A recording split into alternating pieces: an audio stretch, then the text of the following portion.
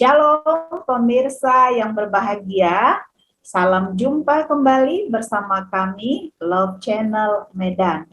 Tentu pada saat ini kami sangat berterima kasih akan kebersamaan kita selama ini dan dukungan berupa respon yang positif kepada kami yang sangat membawa jiwa kami bersemangat untuk mempersiapkan firman lebih baik lagi. Dan kami berharap dukungan pemirsa terus berlangsung kepada kami supaya channel ini berkembang dan semakin banyak yang terberkati. Terima kasih. Baik, pada saat ini saya akan menyapa lovers kita, tentu bersama wanita-wanita yang cantik dan penuh semangat. Ibu Rina, apa kabar Ibu Rina? Shalom pemirsa, kabar baik, mari melayani Tuhan, semoga kita menjadi berkat bagi umat-umat Tuhan hari ini. Terima kasih. Terima kasih Bu Rina. Kepada Ibu Erita Siburian, apa kabar Ibu Erita? Salam Ibu Tina, salam pemirsa dimanapun berada, salam jumpa kembali. Kita bersyukur boleh kita belajar firman Tuhan kembali pada saat ini. Mari belajar, mari berbagi, Tuhan memberkati. Terpujilah Tuhan, terima kasih. Bersama saya, Tina Tampu Bolon, salam sehat, damai sejahtera. Jadilah petang, jadilah pagi, segenap alam bersaksi, segenap alam memuji, sungguh amat baik. Bunga mawar tumbuh di taman, semerbak wanginya sungguh menawan. Orang benar akan hidup oleh iman. Mari tergabung sekarang bersama Love Channel Medan. Baik pemirsa yang diberkati, kita akan melanjutkan ulasan pelajaran kita. Terlebih dahulu kita akan berdoa. Silakan Ibu Erita pimpin kita di dalam doa. Pemirsa, kita semuanya mari kita tunduk kepala, kita merendahkan hati kita berdoa. Ya Allah, Bapa kami yang di sorga, Allah yang kami sembah melalui anak-Mu Yesus Kristus. Kami bersyukur berterima kasih Tuhan. Oleh karena kasih, karunia, dan damai sejahtera, kami boleh merasakan berkat Tuhan hingga pada saat ini. Ya Tuhan, pada saat ini kami akan belajar bersama dengan umat-umat Tuhan yang ada dan berada di manapun. Mempelajari firman Tuhan melalui pelajaran diskusi sekolah sahabat. Berkati kami Tuhan, berkati yang menyampaikan, berkati yang benarkan. Biarlah pelajaran ini menjadi satu pelajaran yang indah, yang memberikan manfaat yang baik dalam kehidupan kami. Sehingga kami boleh menjadi umat-umat Tuhan yang tetap tekun, percaya di dalam janji-janji Tuhan. Terima kasih Tuhan. Inilah doa permohonan kami sampaikan hanya melalui anak-Mu Yesus Kristus, Tuhan dan Juru Selamat kami. Amin. Amin. Baik pemirsa, pada pertemuan kita ini, kita sampai kepada pelajaran ke-11 dengan judul, Yesus, penulis dan penyempurna iman kita. Diambil ayat intinya dari Ibrani 2:12 ayat 2. Marilah kita melakukannya dengan mata yang tertuju kepada Yesus, yang memimpin kita dalam iman, dan yang membawa iman itu kepada kesempurnaan, yang dengan mengabaikan kehinaan tekun memikul salib, ganti sukacita yang disediakan bagi Dia, yang sekarang duduk di sebelah kanan tahta Allah. Ibrani 11 dan 12 adalah menjadi pasal-pasal yang paling disukai dari kitab ini. Mengapa pemirsa? Karena pasal-pasal ini menggambarkan kehidupan Kristen sebagai perlombaan. Bahwa kita semua berpartisipasi dan bahwa semua yang tetap setia akan menerima upah. Ya, demikian mengawali daripada pelajaran ini. Jadi pemirsa yang diberkati, pelajaran ini akan mengeksplorasi apa itu iman dan bagaimana itu diperoleh melalui contoh-contoh di masa lalu, namun secara khusus dan terpusat melalui teladan Yesus, pendiri dan penyempurna iman kita. Baik pemirsa, kita akan mendapatkan satu keterangan-keterangan lengkap pada pelajaran-pelajaran untuk sepekan pelajaran kita ini. Baik, kita akan masuk pada pelajaran berikutnya yang disampaikan oleh Ibu Erita. Kami persilakan. Baik, lovers dan pemirsa, terima kasih Ibu Tina. Tentunya kita semakin berbahagia karena tanpa terasa kita sudah masuk kepada pelajaran ke-11. Pada pelajaran hari Minggu ini, orang benar akan hidup oleh iman. Tadi judulnya Yesus, penulis dan penyempurna iman kita. Ada satu hal yang kita bahas di sini adalah orang benar akan hidup oleh iman. Mari kita baca Alkitab kita pada Ibrani 10 ayat 35 sampai 39. Pada ayat ini dikatakan bahwa buah ketekunan upahnya besar. Ketekunan adalah karakteristik umat Allah. Yang tanpa ketekunan kita tidak akan dapat menerima janji atau dalam pelajaran ini, seorang peneliti Kristen mula-mula pernah menuliskan dalam bahasa Latin, Credo ut intelligram, artinya, saya percaya agar saya mengerti. Baik, pemirsa, mari kita kembali baca Alkitab kita pada Ibrani 11 ayat 3. Ayat ini mengatakan bahwa karena iman, kita mengerti. Lalu mari kita baca kembali Alkitab kita pada Habakuk 2 ayat 2 sampai 4. Dan Habakuk 1 ayat 12 sampai 17.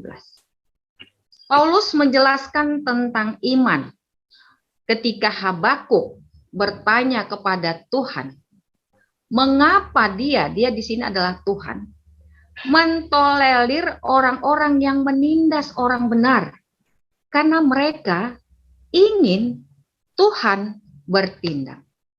Namun Tuhan menjawab, bahwa ada waktu yang ditentukan untuk memenuhi janjinya.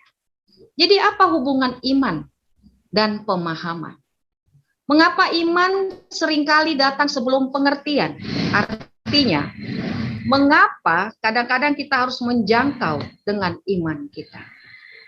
Kalau kita belajar kembali dalam bahasa Yunani, disebutkan di sana pistis, berarti dan kesetiaan. Mengapa kedua arti ini penting dalam memahami apa arti hidup oleh iman? Baik, lovers dan pemirsa, kalau kita baca dalam 2 Timotius 2 ayat 13. Jadi, karena Tuhan tetap setia pada janji-janjinya, orang benar sebagai tanggapan atas kesetiaan Tuhan akan tetap setia juga. Ini yang boleh saya sampaikan Ibu Tina, terima kasih. Terima kasih Bu Erita. Kenapa harus mengatakan ini yang harus saya sampaikan? Saya pikir itu sudah sangat sangat lengkap ya, menyatakan bagaimana orang benar akan hidup oleh iman. Terima kasih Bu Erita, luar biasa. Mari kita lanjutkan untuk ulasan hari berikutnya kepada Ibu Rina, kami persilakan. Baik, shalom pemirsa, kita sampai pada pelajaran hari Senin dengan judul Oleh Iman Abraham.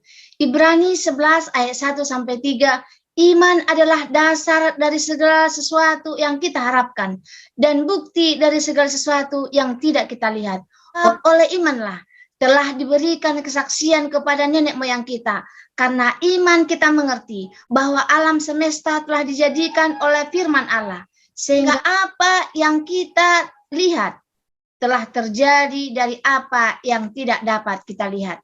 Tindakan iman Abraham saat diminta untuk mempersembahkan Ishak sebagai korban bakaran secara khusus memberikan petunjuk kepada kita tentang sifat iman yang sejati. Seperti apakah kehidupan iman sejati Abraham yang dapat kita pelajari? Kita boleh baca Ibrani 11 ayat 8 sampai 19. Dari sebuah instruksi Tuhan meminta Abraham untuk mempersembahkan Ishak sebagai korban bakaran. Namun instruksi ini nampaknya kontradiksi di pihak Allah, sebab dalam Kejadian 21 ayat 12 Tuhan mengatakan bahwa yang disebut keturunan Abraham adalah berasal dari Ishak, sementara Tuhan meminta Abraham mempersembahkan Ishak sebagai korban bakaran. Yang kedua, sebuah harapan tanpa dasar. Abraham membuat pilihan untuk menjalankan instruksi Tuhan sebab ia berkeyakinan bahwa Tuhan akan membangkitkan Ishak setelah ia mempersembahkannya. Hal ini luar biasa karena tidak ada kisah orang yang dibangkitkan sebelumnya. Disadari sepenuhnya bahwa Ishak ini lahir dari ibunya yang mandul dan sudah lanjut usia yang disebut mati pucuk. Namun Abraham percaya, sekalipun tidak ada dasar untuk berharap, namun Abraham berharap juga dan percaya bahwa ia akan menjadi bapa banyak bangsa. Karena ia percaya bahwa Allah menghidupkan orang mati dan yang menjadikan dengan firman-Nya apa yang tidak ada menjadi ada. Roma 4 ayat 17-20. Yang ketiga, melihat sebuah isyarat, Abraham pastilah sampai pada kesimpulan bahwa jika Tuhan dalam arti tertentu telah memberikan hidup kepada Ishak dari antara orang mati, pasti Tuhan dapat melakukannya lagi. Dari pimpinan Tuhan di masa lalu, Abraham melihat isyarat tentang apa yang Tuhan dapat lakukan di masa depan. Bila kita merenungkan bagaimana Tuhan telah memimpin hidup kita di masa lalu, maka itu akan menolong kita dalam mempertahankan iman dan kepercayaan kita kepadanya di masa kini. Terima kasih. Puji Tuhan, luar biasa penjabaran daripada oleh iman Abraham. Terima kasih Ibu Rina. Baik pemirsa yang diberkati, mari kita menikmati satu ulasan berikutnya yang disampaikan Ibu Erita. Kami persilakan Ibu Erita. Baik Ibu Tina, terima kasih. Lovers dan pemirsa, hari Selasa ini ada satu tokoh, judulnya Musa. Percaya pada yang tidak kelihatan. Mari kita baca Alkitab kita kembali dalam Ibrani 11 ayat 20-28. Dalam ayat ini kalau kita baca ada saksi-saksi iman. Ya, ada beberapa ini. Yaitu Ishak memberikan berkatnya kepada Yakub dan Esau. Kemudian ada Yakub ketika hampir mati memberkati kedua anak Yusuf. Kemudian Yusuf menjelang kematiannya memberitakan tentang keluarnya orang-orang Israel. Musa adalah contoh utama kedua dalam pasal iman ini. Musa karena iman setelah dewasa menolak disebut anak putri Firaun. Kita tahu ya bagaimana Musa sewaktu lahir ya sehingga dia berada di kerajaan Firaun. Karena Musa lebih suka menderita sengsara bersama umat Allah. Kemudian Musa karena iman ia telah meninggalkan Mesir. Kemudian Musa karena iman ia mengadakan Paskah dan pemercikan darah. Musa karena iman mereka telah melintasi Laut Merah. Musa karena iman runtuhlah tembok-tembok Yeriko. Nah, masih ada lagi beberapa bagaimana keimanan Musa terhadap Yesus Kristus. Kalau kita baca dalam Ibrani 10 ayat 32-35. Di sini Paulus menggambarkan akan kebesaran Musa. Kebesaran Musa adalah ia mampu melampaui janji-janji Raja Mesir dan melihat ke arah yang tidak kelihatan, yaitu janji-janji Tuhan. Dalam hal ini Ibrani mengatakan bahwa kuncinya adalah bahwa pandangan Musa hanya tertuju pada upah, pada janji, bukan pada kekayaan Mesir. Upah yaitu yang telah dijanjikan Tuhan kepada semua orang yang percaya kepadanya. Lovers dan pemirsa, Inilah pelajaran yang kita bisa aplikasikan dalam kehidupan kita. Sebagaimana Musa banyak sekali mengalami hal-hal berat yang dia hadapi. Mungkin tidak seberapa yang pernah kita alami dalam kehidupan kita masing-masing. Itu sebabnya dalam kehidupan kita, seberat apapun mungkin ujian itu, masalah itu, tantangan itu, pergumulan yang tengah kita hadapi hingga pada saat ini, mari kita memilih untuk bertekun di dalam Yesus Kristus. Percaya bahwa upah Kristus lebih besar dari apapun yang ditawarkan dunia ini. Itulah pelajaran dari Musa, percaya pada yang tidak kelihatan. Demikian Ibu Tina. Puji Tuhan, saya bahagia, saya diberkati oleh penjelasan bahwa banyak sekali peristiwa disebut kerohanian itu adalah mujizat yang dialami Musa, bukti imannya. Pemirsa yang diberkati Tuhan, alangkah betapa bahagianya seorang Kristen bisa menikmati kehidupan-kehidupan dengan peristiwa-peristiwa imannya. Inilah semakin mendekati daripada pelajaran kita ini. Terima kasih Ibu Erita. Pemirsa yang diberkati Tuhan, kita akan lanjutkan pada pelajaran kita oleh Ibu Rina. Kami persilakan Ibu Rina. Baik pemirsa, kita sampai pada pelajaran hari Rabu dengan judul Karena Iman Rahab dan Lainnya. Kita boleh baca Ibrani 11 ayat 31. Karena iman maka Rahab perempuan sundal itu tidak turut binasa bersama-sama dengan orang-orang durhaka, karena ia telah menyambut pengintai-pengintai itu dengan baik. Siapakah Rahab? Yang pertama, dia adalah seorang perempuan sundal yang tinggal di kota Yeriko, Yosua 2. Yang kedua, dia menyelamatkan 2 orang pengintai Israel yang dikejar oleh tentara Yeriko. Sebagai balasan, ia diselamatkan dari kehancuran kota Yeriko. Dan kemudian hari, dia menjadi bagian dari warga Israel. Dia adalah juga istri dari Salmon dan ibu dari Boas yang menjadi nenek moyang Daud, yang muncul dalam silsilah Matius. Dalam kitab Ibrani, Rahab adalah salah satu dari 2 tokoh iman yang namanya didaftarkan. Rahab juga menjadi pusat tematik dan klimaks dari Ibrani 11. Paulus menulis tentang keruntuhan kota Yeriko, namun melewatkan nama Yosua sebagai pemimpin yang menggantikan Musa dan langsung mencantumkan nama Rahab sebagai tokoh imam berikutnya. Itu berarti iman Rahab penting untuk diperhitungkan. Mengapa Rahab disebut sebagai salah satu tokoh iman? Yang pertama, perbuatan iman Rahab adalah bahwa dia mendengar, percaya dan taat meski dia tidak melihat. Yang kedua, dia tidak melihat tulah-tulah di Mesir atau pembebasan di Laut Merah, atau air mengalir dari batu, atau roti turun dari surga, namun dia percaya. Yang ketiga, dia adalah teladan yang baik bagi para pendengar Ibrani yang tidak mendengar Yesus berkhotbah atau melihat dia melakukan mujizat, dan bagi kita juga dan tidak melihat hal-hal namun percaya. Ellen G. White menulis sebagai berikut. Rahab adalah seorang pelacur yang tinggal di tembok Jeriko.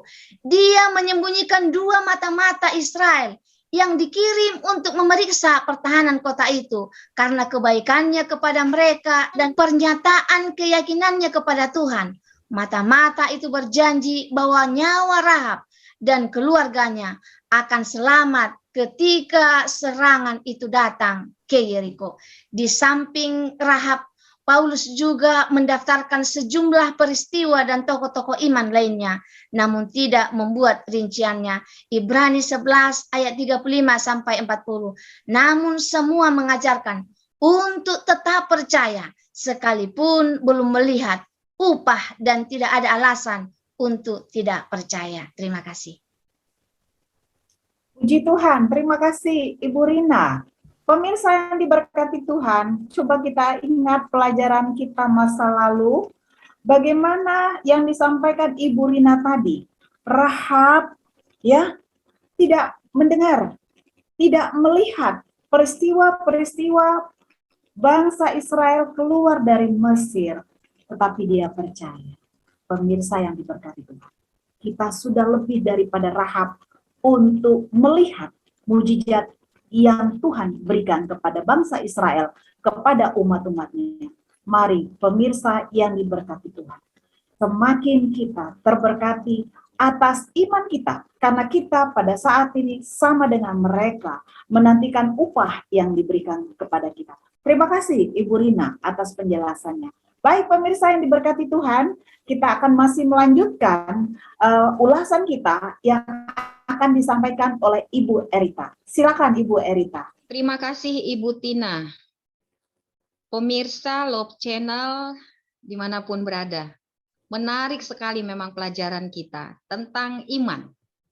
Baik, pelajaran hari Kamis ini judulnya Yesus penulis dan penyempurna iman kita. Baik, mari kita baca Alkitab kita dalam Ibrani 12 ayat 1 sampai dengan 3. Pemirsa, pada ayat ini memberikan penjelasan kepada kita akan iman dan Yesus yang akan datang dan tidak akan menunda. Dikatakan Yesus adalah pendiri, penulis, dan pelopor dari iman kita. Ada 3 pengertian dalam hal ini, yaitu Yesus adalah satu-satunya yang menyelesaikan perlombaan. Dalam arti sepenuhnya, Yesus yang telah naik ke surga dan duduk di sebelah kanan Bapa. Kemudian yang kedua pengertiannya, kehidupan Yesus yang sempurna adalah alasan kita memiliki iman itu.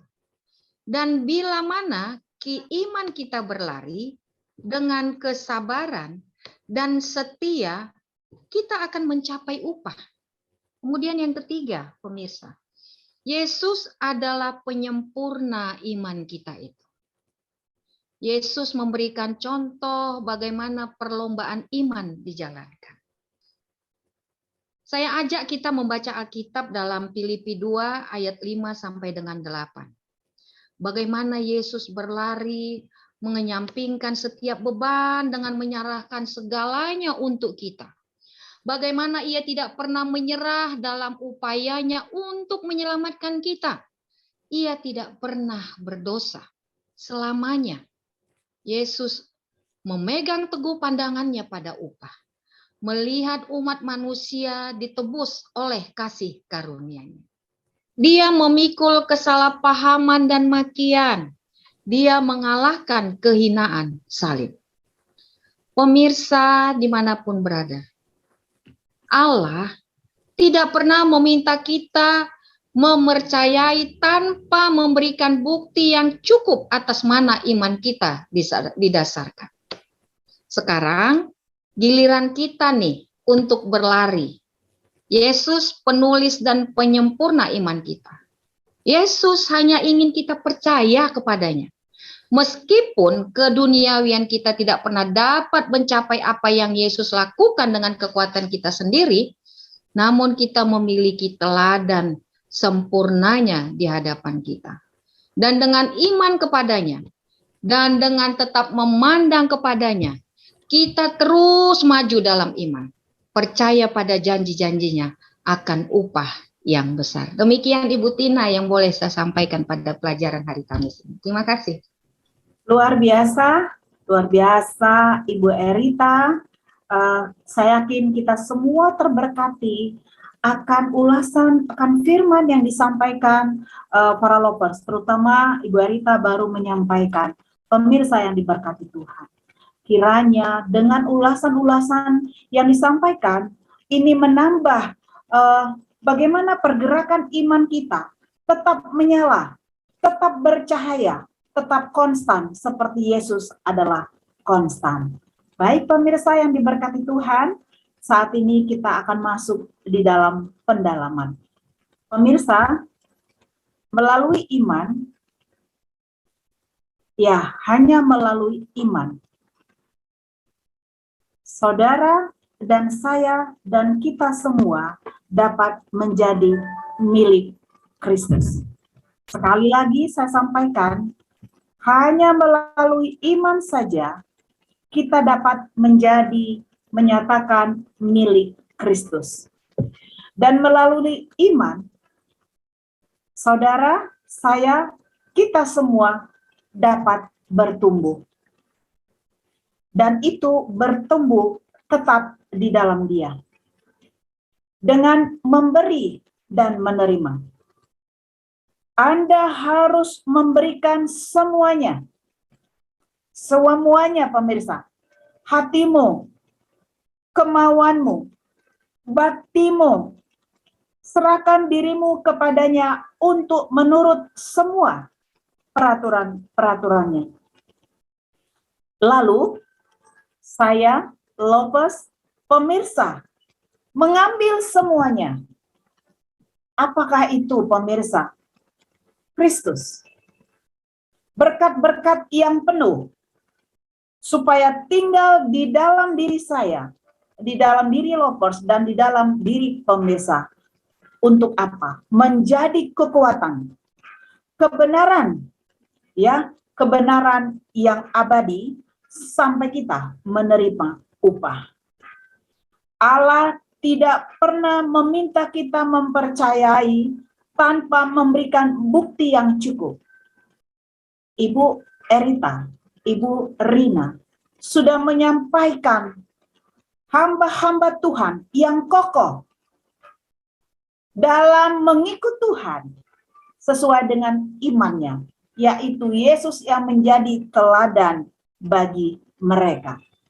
Pemirsa yang diberkati Tuhan, tidak ada kata lain, serahkan hidupmu kepada Tuhan. Dalam iman yang kita harus percayai, karena Yesus sekarang sudah berada di sebelah kanan Bapa, menyediakan tempat yang terindah buat kita. Inilah pemirsa yang diberkati Tuhan, yang menjadi kesimpulan atau pendalaman dari seluruh pelajaran ke-11 sekolah Sabat kita. Kiranya berkat melimpah menjadi bahagian kita. Demikianlah kebersamaan kita di dalam pelajaran ke-11 ini. Mari kita tutup di dalam doa.